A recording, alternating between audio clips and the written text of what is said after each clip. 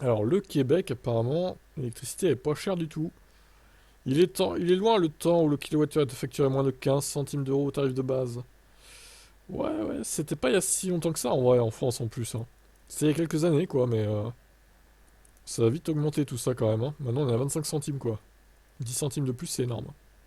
Donc en France, on a le nucléaire. Les Québécois, ils ont l'hydroélectrique avec 61 centrales et une puissance installée de 37 gigawatts. Hydro-Québec, le principal producteur d'électricité au Canada, représente l'un des plus grands producteurs mondiaux d'hydroélectricité. Près de 99% de l'énergie produite au Québec est renouvelable. Oh, c'est énorme. Si seulement ça pouvait être comme ça dans tous les pays, quoi.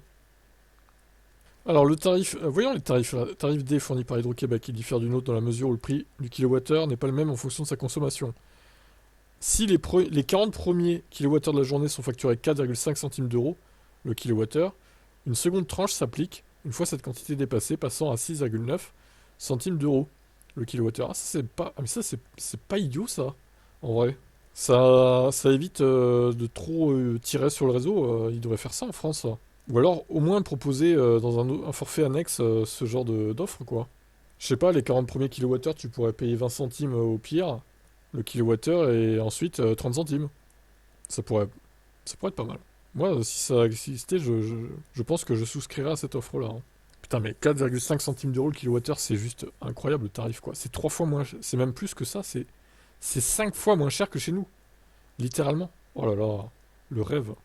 Bah là-bas, pour le coup, est-ce que c'est intéressant d'avoir des panneaux solaires? Je suis même pas sûr, hein. Tu mets des 20 ans pour les rentabiliser, quoi.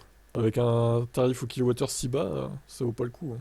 À cela s'ajoute également 15% de taxes fédérales et provinciales ainsi que des frais journaliers d'accès au réseau d'environ 30 centimes d'euros. Ouais, c'est un abonnement, quoi. Ok, bon, c'est pas excessif, quoi. Concrètement, si on prend l'exemple d'une consommation de l'ordre de 1833 kWh par mois, une valeur moyenne pour le Québec, sans piscine ni clim, le kilowattheure revient à environ 6,6 centimes d'euros, soit une facture d'électricité mensuelle qui s'élève à 120 euros. Toute taxe comprise, pour rappel, en France, donc 25 centimes le kilowattheure, ça s'ajoute l'abonnement, 15,7 centimes, 15,79 centimes, enfin 15,79 € quoi, plutôt, pour un compteur d'une puissance de 9 kW, kVA. Autrement dit, dans les mêmes conditions, le montant grimperait à 470 euros. Donc c'est du x4, hein, quasiment. C'est monstrueux. Donc après, ils évoquent la recharge.